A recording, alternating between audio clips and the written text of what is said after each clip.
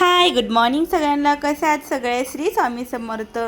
तर आता पुण्यामध्ये आमच्या इकडे इकडे एवढा सारा पाऊस चालू आहे, पण आईने घातलं होतं साबुदाणा भिजत. तर त्यांना करायच्या होत्या पापड्या साबुदाण्याच्या.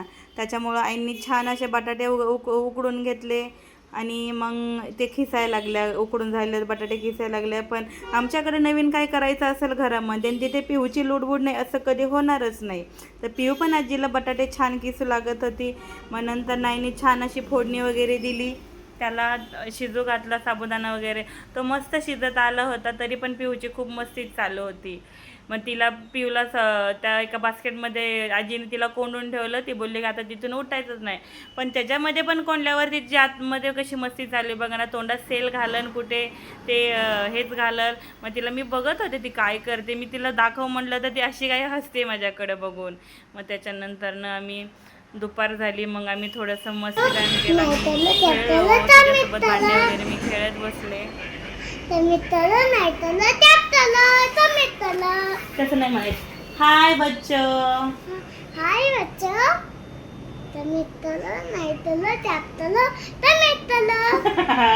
बच्चा.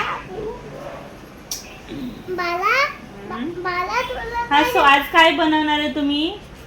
बाला तुला काय भूक लागली? मला भूक लागली आहे. अंड्याचा पिझ्झा. ओके, अंड्याचा पिझ्झा बनव. हो, मला फिश तूच आहे माझा. फ्रीज. फ्रीज तुझा. हे बघ इथे हा फ्रीज आहे ना तुझा. वाव, किती छान आहे तुझा फ्रीज. ओके, अंडा अंडा देते थांब तुला. बाला तू अंडा दे. अंडा ओके दे अंडा. ओ नाही फोडत, हा मी फोडत नाही. हे बघा अंडा किती छान आहे. अंडा बघा. हा, की मी हातामध्ये ठेवलाय व्यवस्थित सांभाळून. ना आता तू काय बनवतेस? हे घे माझ्यासाठी ना पिझ्झा बनव. ओके, हात घे तवा तुझा.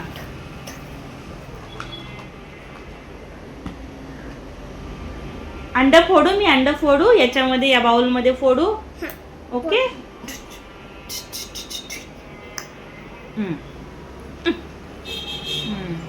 आपण हलवूयात याला. हॅलो.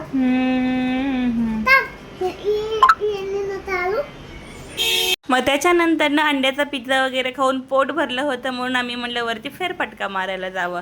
आईने छान असे काय म्हणतात त्याला पापड्या आणि ते घातलं होतं. मस्त ते बघण्यासाठी आलं होतं वाळलंय का नाही, पण ते काय वाळलेच नव्हतं, कारण पावसाचं वातावरण होतं ढगाळ ढगाळ. त्याच्यामुळं ते वाळलं नव्हतं. मग पिऊने ते एक उचललं आणि खाऊन बघितलं, तर यम्मी यम्मी छान असं म्हणते. मग पिऊ तिथेच खात बसली. त्याच्यानंतर ना मग आमच्याकडं असं काय वातावरण झालं होतं मस्त छान पाऊस पडण्यासारखं, पण पाऊस काय पडलाच नव्हता. मग नंतर ना पिऊचे पप्पा गाईच्या पाया वगैरे पडले. तिथे गाय समोर दिसले म्हणून गायच्या पाया पडले. आणि आमच्याकडं नेहमी अशी गर्दी असते आमच्या घरासमोर. सारखी संध्याकाळचा टायमिंग झाला की खूप जास्त गर्दी असते. माझ्या पिऊच्या पप्पांनी तिथं गाईला पाया वगैरे पडलं. मग नंतर ना आमच्या इथले झाडं पण एवढे छान असे डुलत होते ना, कारण एवढं वातावरण छान झालं होतं, वारं सुटलं होतं, म्हणून झाडं पण मस्त मज्जा घेत होते. असा होता आजचा ब्लॉग. कसा वाटला कमेंट करून नक्की सांगा. Bye bye.